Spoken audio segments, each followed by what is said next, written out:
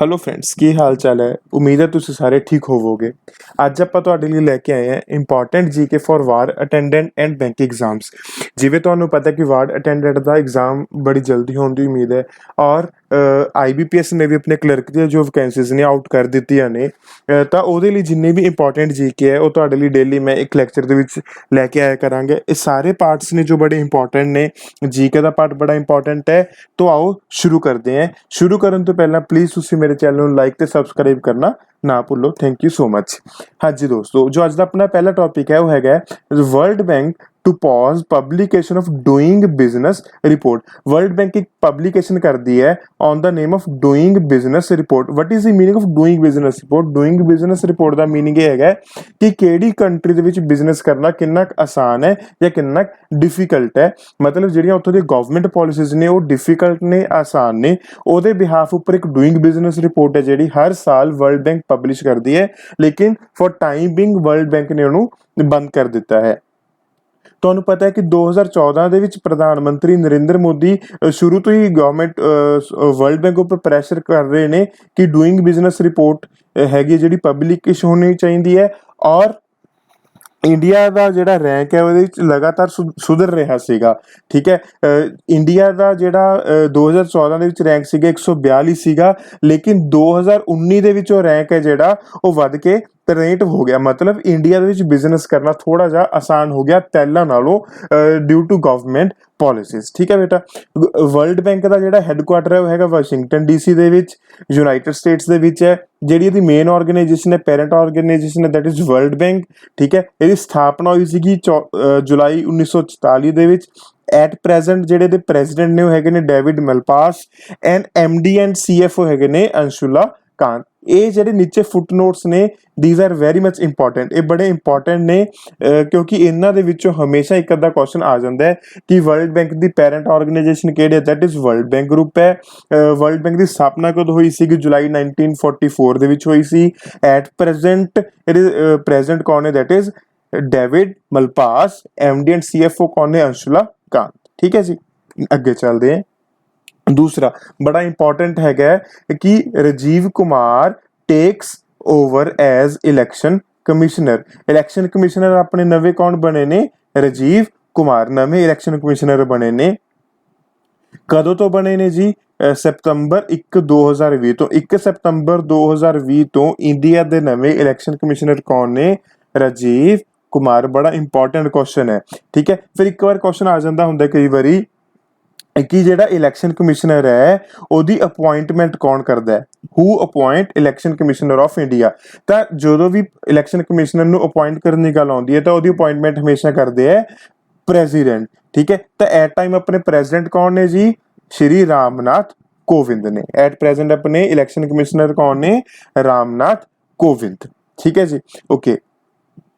Election commissioner ਬਾਰੇ ਥੋੜੀ ਜਾਣਕਾਰੀ ਡਿਸਕਸ ਕਰ ਲੈਂਦੇ ਹਾਂ। ਇਲੈਕਸ਼ਨ ਕਮਿਸ਼ਨਰ ਦੀ ਸਥਾਪਨਾ ਕਦੋਂ ਹੋਈ ਸੀਗੀ? 25 ਜਨਵਰੀ 1950 ਨੂੰ। ਇਹ ਜਿਹੜਾ ਫੁੱਟਨੋਟਸ ਵਾਲਾ ਪਾਰਟ ਹੈ basically this is of static part. Static part ਵੀ ਬੜਾ ਇੰਪੋਰਟੈਂਟ ਹੈ। ਅੱਜ ਕੱਲ੍ਹ ਦੇ ਐਗਜ਼ਾਮ ਦੀ ਸਟੈਟਿਕ ਪਾਰਟ ਵੀ ਆਉਂਦਾ ਕਿਸੇ ਵੀ ਐਗਜ਼ਾਮ ਦੇ ਵਿੱਚ।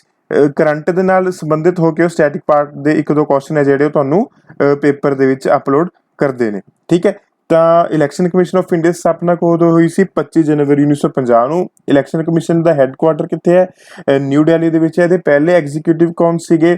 ਸੁਕਮ ਕੁਮਾਰ ਸੇਨ ਸੀਗੇ। ਪ੍ਰੋਸੀਡਿੰਗ ਐਗਜ਼ੀਕਿਊਟਿਵ ਕੌਣ ਨੇ? ਓਮ ਪ੍ਰਕਾਸ਼ ਰਾਵਤ ਨੇ। ਠੀਕ ਹੈ ਜੀ, ਕਲੀਅਰ, ਓਕੇ। ਤੀਸਰਾ ਹੈਗਾ ਜੀ ਬੜਾ ਇੰਪੋਰਟੈਂਟ ਹੈ। ਇੰਡੀਆਜ਼ GDP ਕੰਟਰੈਕਟਸ ਬਾਈ 23.9%। ਇੰਡੀਆ ਦੀ ਜਿਹੜੀ GDP ਹੈ ਉਹ ਘਟ ਕੇ ਕਿੰਨੀ ਰਹਿ ਗਈ? 23.9% ਘਟ ਚੁੱਕੀ ਹੈ ਪਹਿਲੇ ਕੁਆਟਰ ਦੇ 2021 ਦੇ ਪਹਿਲੇ ਕੁਆਟਰ ਦੇ ਵਿੱਚ। ਕੁਆਟਰ ਸਮਝਦੇ ਹੋ ਨਾ? ਅਪ੍ਰੈਲ, ਮਈ ਤੇ ਜੂਨ ਦਾ। ਅਪ੍ਰੈਲ ਤੋਂ ਜੂਨ ਦਾ ਜਿਹੜਾ ਪਹਿਲਾ ਕੁਆਟਰ ਸੀ 2021 ਦਾ, ਉਹਦੀ ਜਿਹੜੀ GDP ਉਹ ਘਟ ਕੇ ਕਿੰਨੀ ਰਹਿ ਗਈ? 23.9% ਰਹਿ ਗਈ। GDP ਦੀ ਫੁੱਲ ਫਾਰਮ ਤੁਸੀਂ ਨੋਟ ਕਰ ਸਕਦੇ ਹੋ। GDP ਦੀ ਫੁੱਲ ਫਾਰਮ ਹੁੰਦੀ ਹੈ ਜੀ ਗ੍ਰੋਸ ਡੋਮੈਸਟਿਕ ਪ੍ਰੋਡਕਟ। ਮਤਲਬ ਗਵਰਨਮੈਂਟ ਨੂੰ ਕੁੱਲ ਕਿੰਨੀ ਇਨਕਮ ਹੋਈ ਔਰ ਗਵਰਨਮੈਂਟ ਦੇ ਕੁੱਲ ਖਰਚੇ किन्ने हो गए। इस बारी जीडीपी घटनी सीगी, कारण सीगा ड्यू टू लॉकडाउन, क्योंकि लॉकडाउन लग गया सीगा 23 मार्च ਨੂੰ ਜਾਂ 22 ਮਾਰਚ ਨੂੰ ਆਲ ਓਵਰ ਇੰਡੀਆ ਦੇ ਵਿੱਚ, ਔਰ ਬੜਾ ਲੰਬਾ ਸਮਾਂ ਜਿਹੜਾ ਲॉकडाउन ਚੱਲਦਾ ਰਿਹਾ, ਤਾਂ ਜਿੰਨੀ ਵੀ ਪ੍ਰੋਡਕਸ਼ਨ ਸੀਗੀ, ਟੈਕਸਿਸ ਸੀਗੇ, ਉਹ ਗਵਰਨਮੈਂਟ ਨੂੰ ਕੁਝ ਨਹੀਂ ਮਿਲਿਆ। ਦੈਟਸ ਵਾਈ ਗਵਰਨਮੈਂਟ ਦੀ ਜਿਹੜੀ जीडीपी ਉਹ ਬਿਲकुल ਘਟ ਕੇ ਹੈ 23.9% रहेगी।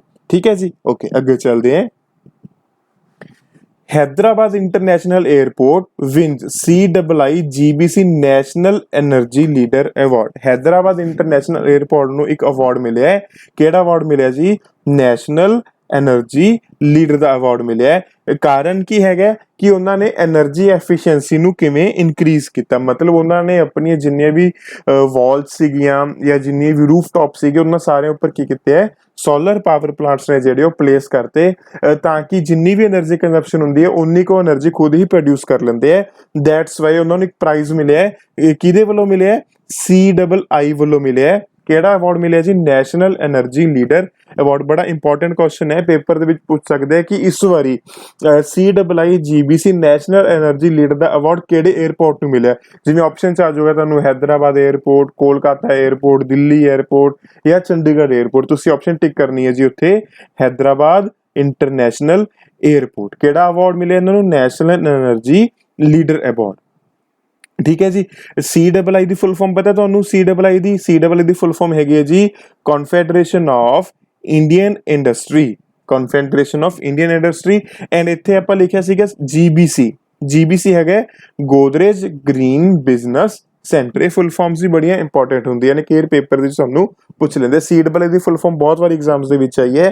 ਫੁੱਲ ਫਾਰਮ ਹੈਗੀ ਕਨਫੈਡਰੇਸ਼ਨ ਆਫ ਇੰਡੀਅਨ ਇੰਡਸਟਰੀ, ਔਰ GBC ਦੀ ਫੁੱਲ ਫਾਰਮ ਹੈਗੀ Godrej green business centre. Okay, CII ਇਹਦੀ ਥੋੜੇ ਬਾਰੇ ਦੱਸ ਦੇਣਾ। CII ਬਾਰੇ, CII ਦੇ ਇਸ ਟਾਈਮ ਪ੍ਰੈਜ਼ੀਡੈਂਟ ਨੇ ਮਿਸਟਰ ਉਦੈ ਕੋਟਕ, ਔਰ ਇਹਦੇ ਪ੍ਰੈਜ਼ੀਡੈਂਟ ਡੈਜ਼ਿਗਨੇਟ ਨੇ ਇਸ ਵਾਰੀ TV ਨਰਿੰਦਰਨ, ਔਰ ਇਹਦਾ ਹੈੱਡਕੁਆਟਰ ਹੈਗਾ ਜੀ ਨਿਊ ਦਿੱਲੀ। ਠੀਕ ਹੈ ਜੀ, ਓਕੇ ਅੱਗੇ ਚੱਲਦੇ हैं। CSIR-CMERI develops world's largest solar T. ਦੇਖੋ ਮੈਂ ਇਮੇਜ ਵੀ ਇੱਥੇ ਤੁਹਾਨੂੰ ਬਣਾ ਕੇ ਦਿਖਾਈ ਹੈ ਕਿ ਵਰਲਡ ਦਾ ਸਭ ਤੋਂ ਵੱਡਾ ਸੋਲਰ ਟਰੀ ਹੈ ਜੋ ਇਸ ਵਾਰੀ ਡਿਵੈਲਪ ਕੀਤਾ। ਕਿਹਨੇ ਡਿਵੈਲਪ ਕੀਤਾ ਜੀ?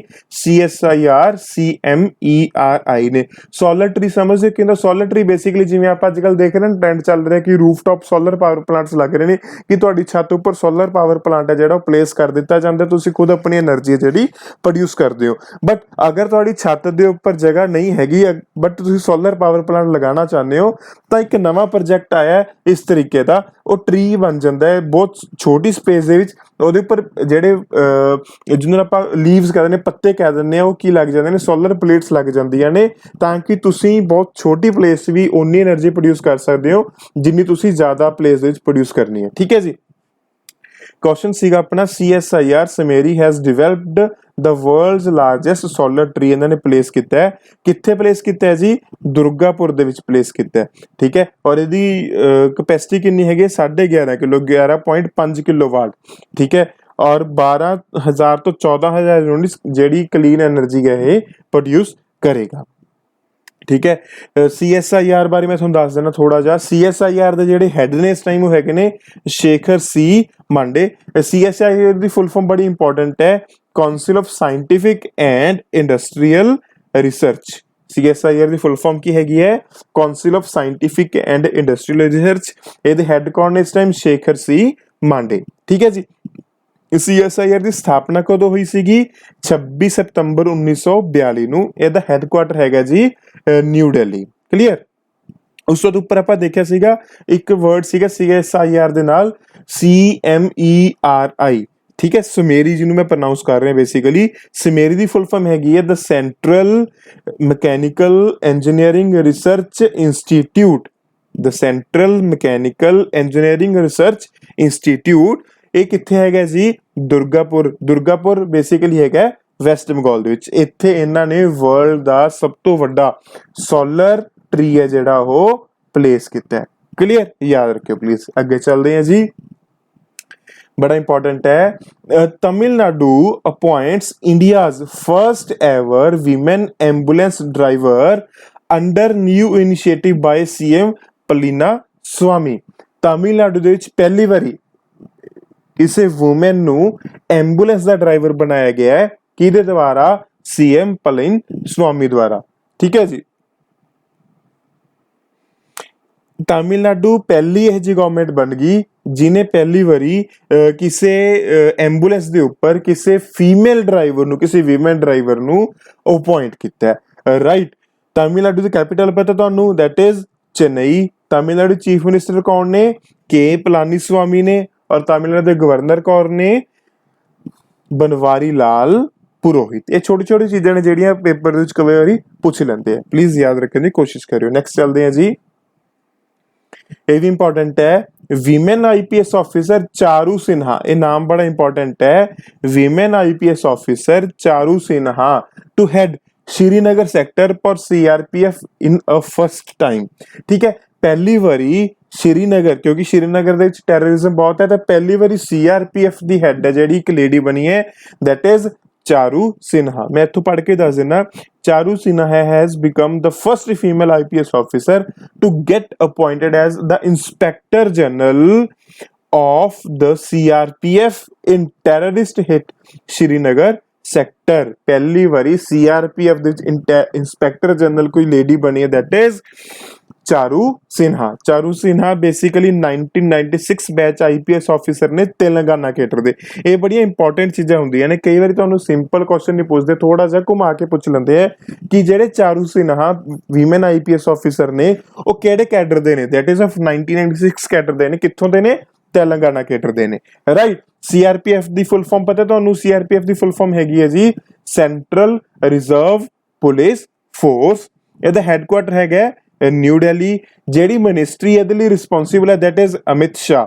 ਠੀਕ ਹੈ, ਮਤਲਬ ਜੋ ਯੂਨੀਅਨ ਹੋਮ ਮਿਨਿਸਟਰ ਨੇ ਆਪਣੇ, ਉਹ ਇਹਦੇ ਸਭ ਤੋਂ ਹਾਈਐਸਟ ਪੋਸਟ ਹੈ, ਦੈਟ ਇਜ਼ ਮਿਨਿਸਟਰ ਰਿਸਪੌਂਸਿਬਲ ਨੇ। ਉਹਦੇ ਡਾਇਰੈਕਟਰ ਜਨਰਲ ਕੌਣ ਨੇ ਇਸ ਟਾਈਮ? ਏਪੀ ਮਹੇਸ਼ਵਰੀ। ਕਲੀਅਰ। ਅੱਗੇ ਚੱਲਦੇ ਹਾਂ ਜੀ। ਲਾਸਟ ਟੌਪਿਕ ਅੱਜ ਆਪਣਾ ਮੰਤਰਾ। ਸੁਣਿਆ ਹੋਊਗਾ ਤੁਸੀਂ ਸ਼ਾਪਿੰਗਸ ਵੀ ਕਰਦੇ ਹੋਗੇ ਮੰਤਰਾ ਤੋਂ। ਮੰਤਰਾ ਨੇ ਆਪਣੀ ਜਿਹੜੀ ਨਵੀਂ ਬ੍ਰਾਂਡ ਐਂਬੈਸਡਰ ਅਪਾਇੰਟ ਕੀਤੇ, ਦੈਟ ਇਜ਼ ਕਿਆਰਾ ਅਡਵਾਨੀ। ਤੁਸੀਂ ਦੇਖਿਆ ਹੀ ਉਹਨਾਂ ਨੂੰ ਮੂਵੀਜ਼ ਦੇ ਵਿੱਚ। ਇਹਨਾਂ ਨੇ ਆਪਣੀ ਜਿਹੜੀ ਨਵੀਂ ਬ੍ਰਾਂਡ ਐਂਬੈਸਡਰ ਬਣਾਈ ਹੈ ਮੰਤਰਾ ਨੇ, ਦੈਟ ਇਜ਼ ਕਿਆਰਾ ਅਡਵਾਨੀ। ਜਿਹੜੀ ਮੰਤਰਾ ਕੰਪਨੀ ਹੈਗੀ ਬੇਸਿਕਲੀ ਉਹ ਫਲਿੱਪਕਾਰਟ ਦਾ ਹੀ ਇੱਕ ਪਾਰਟ ਹੈਗੀ। ਇਹ ਵੀ ਬਹੁਤ ਇੰਪੋਰਟੈਂਟ ਚੀਜ਼ ਹੈਗੀ ਹੈ ਕਿ ਜਿਹੜੀ ਮੰਤਰਾ ਹੈਗੀ ਉਹ ਫਲਿੱਪਕਾਰਟ ਦਾ ਹੀ ਇੱਕ ਫਲਿੱਪਕਾਰਟ ਦਾ ਹੀ ਇੱਕ ਪਾਰਟ ਹੈਗੀ ਹੈ। ਠੀਕ ਹੈ, ਓਕੇ। ਥੋੜਾ ਜਿਹਾ ਮੰਤਰਾ ਬਾਰੇ ਮੈਂ ਡਿਸਕਸ ਕਰ ਲੈਣਾ ਇੱਥੇ। ਮੰਤਰਾ ਦੇ ਇਸ ਟਾਈਮ ਜਿਹੜੇ ਸੀਈਓ ਨੇ ਉਹ ਹੈਗੇ ਨੇ ਅਮਰ ਨਾਗਰਾਮ। ਮੰਤਰਾ ਦੀ ਸਥਾਪਨਾ ਕਦੋਂ ਹੋਈ ਸੀਗੀ? ਫਰਵਰੀ 2007 ਦੇ ਵਿੱਚ। ਇਹਦੇ ਫਾਊਂਡਰ ਕੌਣ ਨੇ? ਮੰਤਰਾ ਕੰਪਨੀ ਦੇ ਇੱਕ ਤਾਂ ਮੁਕੇਸ਼ ਬਾਂਸਲ ਨੇ, ਇੱਕ ਆਸ਼ੂਤੋਸ਼ ਲਵਾਨੀਆ ਨੇ, ਔਰ ਇੱਕ ਵਿਨੀਤ ਸਕਸੇਨਾ ਨੇ। ਇਹ ਸੀਗੇ ਅੱਜ ਦੇ ਆਪਣੇ ਇੰਪੋਰਟੈਂਟ 9 ਕਰੰਟ ਅਫੇਅਰਸ ਜਿਹੜੇ ਕਿਸੇ ਵੀ ਐਗਜ਼ਾਮ ਲਈ ਬੜੇ ਇੰਪੋਰਟੈਂਟ ਨੇ, ਚਾਹੇ ਉਹ ਲੈਬ ਅਟੈਂਡੈਂਟ ਦਾ ਐਗਜ਼ਾਮ ਹੈ, ਚਾਹੇ ਉਹ ਤੁਹਾਡਾ ਬੈਂਕਿੰਗ ਦਾ ਐਗਜ਼ਾਮ ਹੈ, ਚਾਹੇ ਉਹ ਵਾਰਡ ਅਟੈਂਡੈਂਟ ਦਾ ਐਗਜ਼ਾਮ ਹੈ, ਕੋਈ ਵੀ ਐਗਜ਼ਾਮ ਨੇ ਬੜੇ ਇੰਪੋਰਟੈਂਟ ਨੇ ਕਰੰਟ ਅਫੇਅਰਸ। ਤਾਂ ਪਲੀਜ਼ ਇਹਨਾਂ ਨੂੰ ਤੁਸੀਂ ਨੋਟ ਡਾਊਨ ਕਰ ਲਿਓ। ਇਹਦੀ ਇੱਕ ਪੀਡੀਐਫ ਮੈਂ ਡਿਸਕ੍ਰਿਪਸ਼ਨ ਦੇ ਵਿੱਚ ਵੀ ਸ਼ੇਅਰ ਕਰਨ ਦੀ ਕੋਸ਼ਿਸ਼ ਕਰੂੰਗਾ। ਪਲੀਜ਼ ਮੇਰੇ ਚੈਨਲ ਨੂੰ ਲਾਈਕ ਔਰ ਸਬਸਕ੍ਰਾਈਬ ਕਰਨਾ ਨਾ ਭੁੱਲਿਓ। Thanks for watching. ਅੱਗੇ ਵੀ ਆਪਾਂ ਨਵੀਆਂ ਵੀਡੀਓਜ਼ ਲੈ ਕੇ ਆਉਂਦੇ ਰਹਾਂਗੇ। ਕੁਝ ਇੰਗਲਿਸ਼ ਦੇ ਟੌਪਿਕਸ ਮੈਂ ਡਿਸਕਸ ਕਰੂੰਗਾ। ਪਲੀਜ਼ ਤੁਸੀਂ ਲਾਈਕ ਤੇ ਸਬਸਕ੍ਰਾਈਬ ਕਰਨਾ ਨਾ ਭੁੱਲਿਓ। Thank you so much.